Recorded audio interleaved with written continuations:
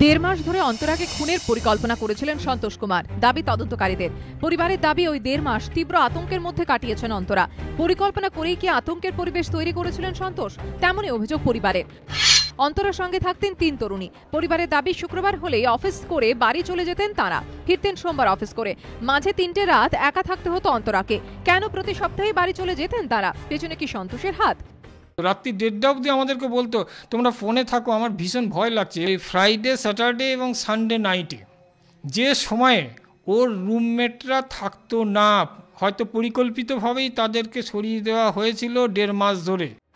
পরিবারের দাবি এরই মধ্যে ঘটে যায় 3টি ঘটনা। এক রাতে মেঝেতে বাসন পড়ার শব্দে চমকে ওঠেন অন্তরা।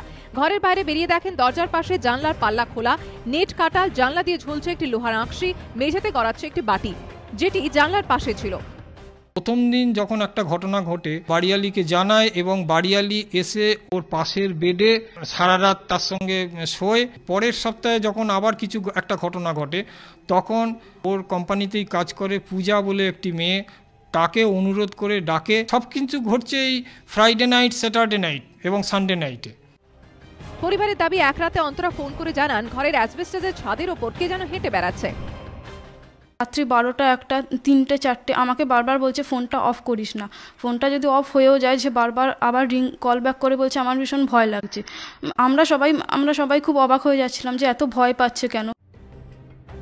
পরিবারের সঙ্গে কথা বলে পুলিশ জানতে পেরেছে এক রাতে দরজায় টোকা দেন এক ব্যক্তি। এক তরুণীর সম্পর্কে জানতে চান, সেই তরুণী সেখানে থাকে না জানিয়ে দেওয়ায় চলে যান ওই ব্যক্তি। পরিবারের দাবি অন্তরা জানান ওই ব্যক্তি চলে গেছেন বুঝতে পেরে দরজা খুলে দেখেন চাদর মুড়ি দেওয়া এক ব্যক্তি সিঁড়ি দিয়ে নেমে রাস্তার এক ইস্ত্রিওয়ালার সঙ্গে কথা বলছে। তাহলে কি পরিকল্পনা করেই ভয় দেখানো হতো অন্তরাকে? নেপথ্যে কি সন্তোষেরই হাত? খতিয়ে দেখছে police.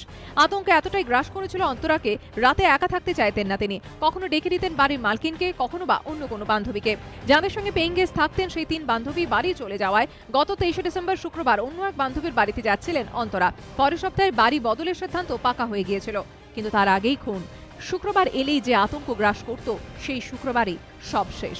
Rajasvi Dutta report, ABP আনন্দ, কলকাতা।